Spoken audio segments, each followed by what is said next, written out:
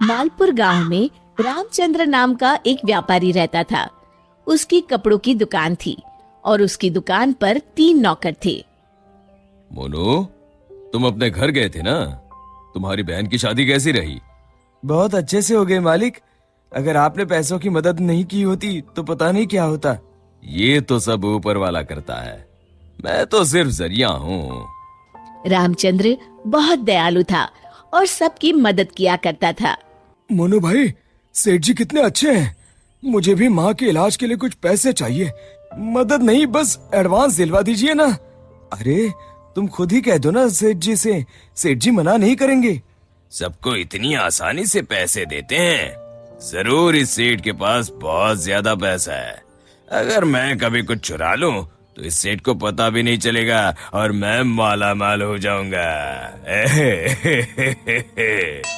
एक दिन रामचंद्र जी को हाथ में चोट लग जाती है। उनका हाथ सूज जाता है तो वो अपनी हीरे की नई अंगूठी उतार कर दराज में रख देते हैं और भानु वो देख लेता है। अब तेरी किस्मत बदलने वाली है भानु बेटा। अगर ये हीरे की अंगूठी तेरे हाथ लग गई ना तो ये लहंगा चोली के चक्कर में नहीं पड़ना पड़ेगा। अपनी भी एक दुकान होगी, तू भी दिन भर सेठ की कुर्सी पर बैठा रहेगा, तेरे आगे पीछे नौकर चाकर घूमेंगे। सोचते सोचते भानु सपने देखने लगता है।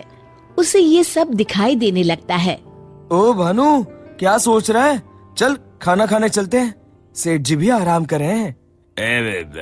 तुम लोग जाओ यार, मेरा मन नहीं है। क्यों?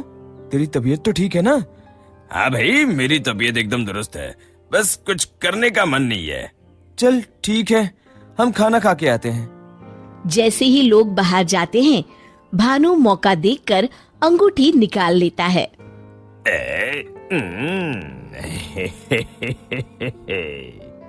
शाम के समय आज का हिसाब खत्म करो बच्चों, अब दुकान बंद करने का समय हो गया है। जब वे दराज खोलते हैं, अरे ये क्या, मेरी अंगूठी कहाँ गई?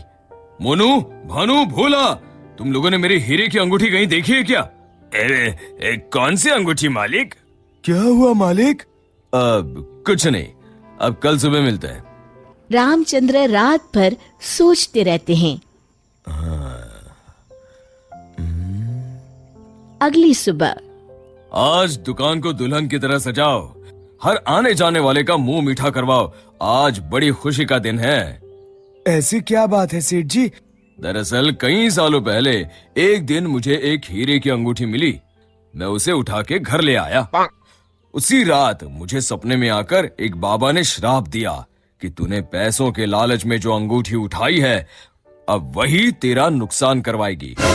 जब से वो अंगूठी मेरे पास थी, मुझे कहीं न कहीं घाटा होता रहता था। घर में कोई न कोई बीमार होता रहता था। पर कल वो अंगूठी किसी ने चुरा ली और वो चोर अंगूठी के साथ साथ शराब भी ले गया। पर अगर ऐसा ही था तो आपने वो अंगूठी फेंक क्यों नहीं दी सेठ जी? अरे बाबा जी ने कहा था कि न मैं उसे फेंक सकता हूँ, ना ही किसी को दे सकता हूँ।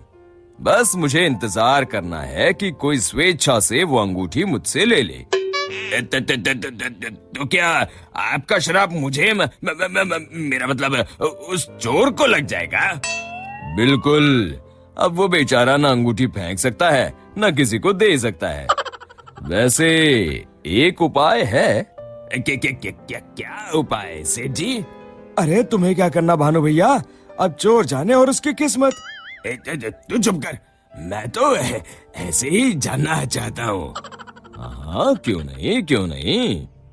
दरअसल अगर पूर्णिमा की रात को चोर हमारी दुकान के पीछे वाले बरगद के नीचे अगर अंगूठी गाड़ दे तो वो श्राप से बच जाएगा। तो आपने क्यों नहीं ऐसा किया सेठ जी? तू मेरी जान ले ले। अरे भाई, मुझे ये उपाय अभी पता चला। कल पूर्णिमा है, कल मैं उस अंगूठी को गाड़ने वाला ही था। लो कर लो बात, अब तो चोर गया काम से। भानु पसीना पसीना हो जाता है।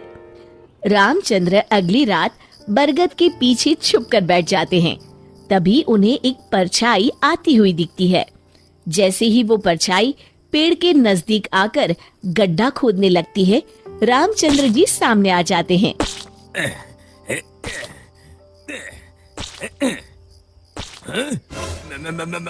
मर गया रे। मुझे माफ कर दीजिए सेठ जी।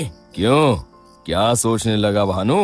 माफ कीजिए, मैं हाथ जोड़ता हूँ, आपके पैर पकड़ता हूँ, मुझे माफ कर दीजिए। मुझे इस शराब से मुक्ति चाहिए। ये क्या अगड़म बगड़म बोल रहा है? शराब से मुक्ति चाहिए तो प्रायश्चित कर और कसम खा, आज के बाद कभी चोरी नहीं करूंगा। नहीं करूंगा मालिक। मुझे पुलिस को मत सौंपिएगा, चाहे नौकरी से निकाल दीजिए। मैं कल ही चुपचाप गांव छोड़ के चला जाऊंगा। मैं नया काम देख लूंगा और कभी चोरी नहीं करूंगा। वादा? वादा मालिक, वादा। अरे भाई, अगर तुम वफादारी की कसम खाओगे तो मैं तुम्हें काम छोड़कर कैसे जाने दे सकता हूँ? आप सच में महान है मालिक, आप सच में महान है। महान तो वो ऊपर वाला है। अब चलो काम पर लग जाओ। शिक्षा: अगर किसी को अपनी गलती का एहसास हो जाए तो उसे माफ कर देना चाहिए।